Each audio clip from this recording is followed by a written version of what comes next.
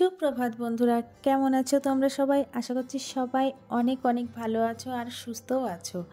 আমার চ্যানেল আইসোলো ব্লগসে তোমাদের অনেক অনেক স্বাগত। আজ বাড়িতে ধান আসবে, তার প্রস্তুতি এখানে চলছে।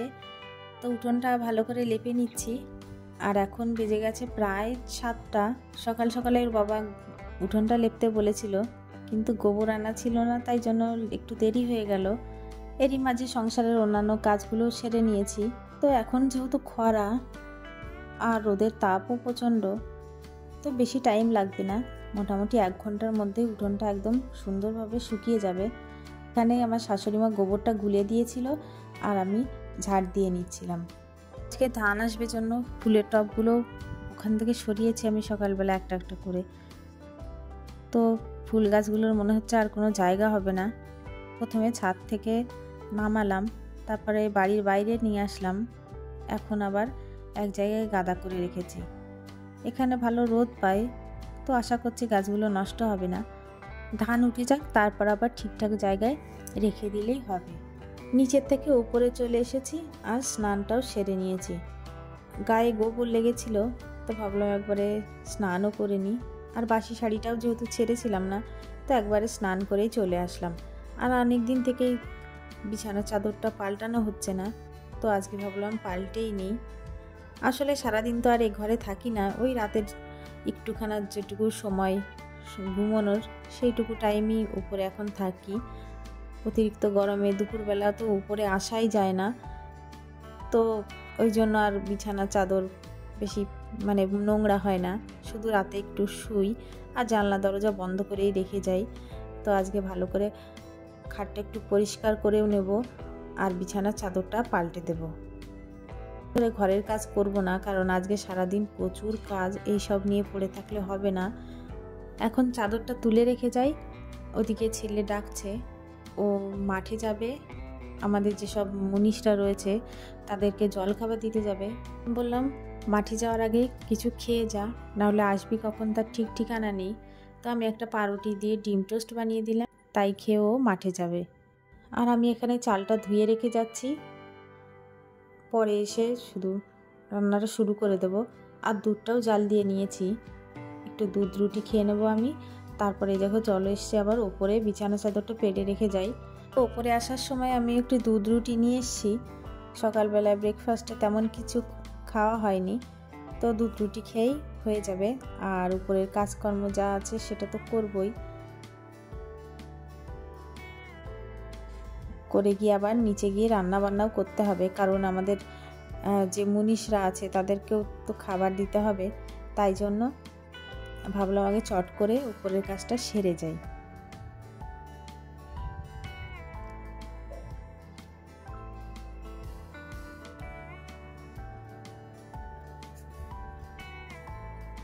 আর প্রতিবারই বাড়িতে যখন ধান আসে, কাজের কিন্তু কোনো শেষ থাকে না। অনেক অনেক মুনিশ নেওয়া হয় আমাদের বাড়িতে, তাদের খাবার দাবার দেওয়া, চা করা, এইসব করতেই সারাদিন চলে যায়।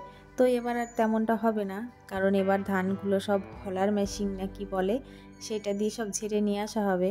তাই জন্য অত কাজ নেই, তাও কাজ আছে বলাই চলে। আর দেখো এই মেশিনে করে ধান কাটা হচ্ছিল, তো আমি আগে কোনো দিন দেখিনি, তোমাদের সাথে আমি ওই প্রথম দেখলাম। আসলে এইবারই প্রথম এই মেশিন দিয়ে আমাদের ধানগুলো কাটা হচ্ছে।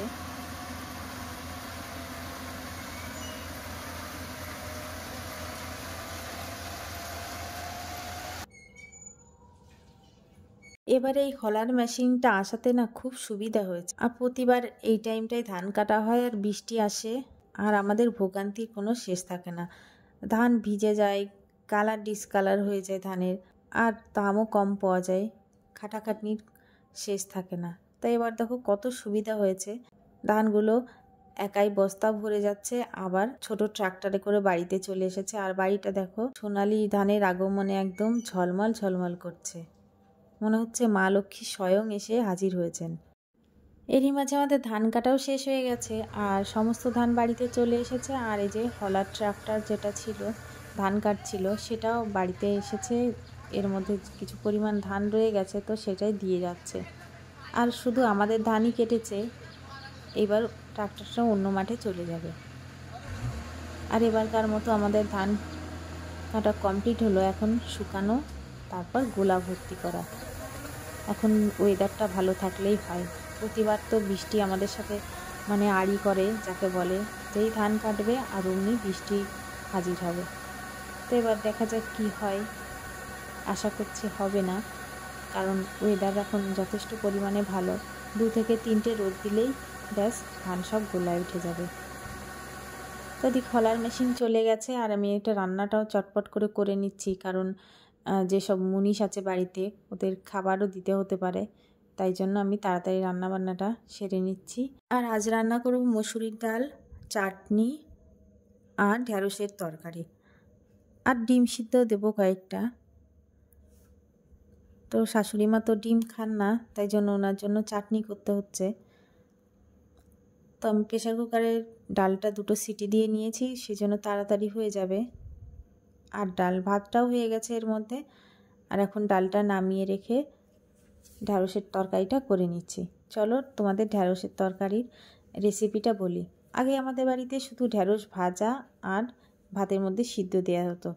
তো যবে থেকে আমি এইভাবে রান্না শুরু করেছি, তারপর থেকে আর ঢ্যাঁড়স ভাজা কিংবা সিদ্ধ খাওয়াই হয় না, এইভাবেই তরকারি করে নিই। তো তোমরাও রেসিপিটা ট্রাই করে দেখতে পারো, আশা করছি তোমাদেরও ভালো লাগবে। তো এখানে আমি তেলের মধ্যে দিয়েছি জিরে ফোড়ন, তারপর 2টো মাঝারি সাইজের পেঁয়াজ দিয়েছি, আর পেঁয়াজের উপর সামান্য লবণ দিলাম। পেঁয়াজটা বেশি ভাজার প্রয়োজন নেই। এখন আলুগুলো দিয়ে দিলাম, আর আলু দিয়ে সামান্য পরিমাণে নুন দেব, দিয়ে কিছুক্ষণ নাড়াচাড়া করার পরে আলুটা কিছুক্ষণ ভাজার পরে ঢ্যাঁড়স আর লঙ্কা দিয়ে দেবো। এখানে আমি কাঁচা লঙ্কাই নিয়েছি, এটা ঘরে থেকে কালার হয়ে গেছে। তো এখন দিচ্ছি সামান্য পরিমাণে নুন, আর একটুখানি ঢাকা দিয়ে নিলাম। বেশিক্ষণ ঢাকার প্রয়োজন নেই, সামান্য কিছুক্ষণ ঢাকার পরে আবার ঢাকনাটা তুলে একটুক্ষণ নাড়াচাড়া করে নিচ্ছি। ঢ্যাঁড়সের মধ্যে যেটুকু জল ছিল সব বেরিয়ে গেছে। এবার দিয়ে দিচ্ছি হলুদটা দিয়ে আবার কিছুক্ষণ নাড়াচাড়া করে জলটা দিয়ে দেব। এখানে সবজিগুলো আমি যখন ভাজছিলাম তখনই বেশিরভাগটা সিদ্ধ হয়ে গেছে, তাই জন্য জলটা অল্প পরিমাণেই দিচ্ছি, আর ঝোলেও একটু নুন দিয়ে দিলাম। এদিকে বাইরে এসে দেখি শাশুড়ি মা ধানে পা দিচ্ছে, তো আমিও দিয়েছিলাম। তো এখন উনি দিচ্ছে, আর মুনিশ তো আছেই। আসলে নিজেদের কাজ নিজেরা না করলে তো আর হবে না, মুনিশ তো আর তেমন আমাদের মতো করবে না। তো আমি দেখো ঢ্যাঁড়সটা ঢাকা দিয়ে দিয়েছিলাম, এখন ঢাকনাটা তুলে দিয়েছি, জলটা শুকিয়ে গেছে। আর এখন দিয়ে দিচ্ছি সামান্য পরিমাণে চিনি দিলে ঢ্যাঁড়সটা খেতে ভালো লাগে। আর নামানোর আগ দিয়ে দেবো সামান্য পরিমাণ জিরের গুঁড়ো, আর কিছুক্ষণ নাড়াচাড়া করার পরে নামিয়ে নিয়েছি। ঢ্যাঁড়সটা খেতেও কিন্তু খুব সুন্দর হয়েছিল। আর দুপুরবেলা আমাদের খাওয়া দাওয়া হয়ে গেছে, আর যে মুনিশরা বাড়িতে ছিল তারাও চলে গেছে। এখন বাধ্য হয়ে আমাদেরকেই ধানে পা দিতে হচ্ছে। তো সবাই ক্লান্ত হয়ে শুয়ে পড়েছে, তো আমি একবার লাস্টবারের মতো পা দিয়ে নিচ্ছি। আজ আর ধানে পা দেওয়া হবে না। সারাদিন খাটাখাটনি করার পরে দেখো বাধ্য হয়ে যেতে হচ্ছে শপিং করতে। আজ ভেবেছিল ওর বাবার সাথে গিয়ে শপিং করবে, তা ওর বাবা বলল আমার যেতে দেরি হবে, তুমিই চলে যাও। তো ওকে আমি প্রথমে শপিং করতে নিয়ে যাব, তারপর রাতে পড়া আছে, পড়তে দিয়ে বাড়ি চলে আসব। তো আমরা চলে এসেছি কৃষ্ণনগর, আর এসেই দেখো ফুচকা খাওয়ার জন্য লাইন দিয়েছে। তো আমরা এখানে 2 প্লেট ফুচকা নিয়ে নিয়েছি। আর ছেলে আমার সাথে কৃষ্ণনগর আসলে যেন ওর একটু বায়না বেশিই থাকে। তো এসেই ফুচকা খাবো, মোমো খাবো বলছিল। আমি বললাম ঠিক আছে পরে খাস, চল আগে শপিংটা সেরে নিই। শপিং মলে এসেই আয়ুষের স্কুল ফ্রেন্ডের সাথে দেখা হয়ে গেল, ওরাও এখন বাজার করতে এসেছে। তো মনে খুব খুশি। কিছুক্ষণ গল্প করার পরে তাড়াতাড়ি বললাম কেনাকাটা করে নে, পড়ার টাইম হয়ে যাবে। তো আমাদের এখানে একটা শার্ট কেনা হয়ে গেছে। এখন আমরা বিল পেমেন্ট করে বাইরে বেরিয়ে এসেছি, সামনে এগিয়ে যাচ্ছি, আর চলে এসেছি এখন পোস্ট অফিসের মোড়ে। আর এখানে প্রতিদিনই কিছু না কিছু মিটিং মিছিল লেগেই থাকে। প্রতিদিন এই টাইমটায় এখানটায় লোকের ভিড় লেগেই থাকে। আজ যেহেতু প্রচণ্ড গরম, তো লোকজন তেমন নেই বললেই চলে। যাদের খুব প্রয়োজন তারাই একমাত্র বাইরে বেরিয়েছে। তো আমরা এখন চলে এসেছি দেখো মোমোর দোকানে, আর ও 1 প্লেট মোমো খেয়ে নিল। তারপর আমরা গিয়েছিলাম মিওতেও, সেখান থেকে একটা কেক কিনে নিয়েছি, নিয়ে বাড়ির দিকে রওনা দিয়েছি।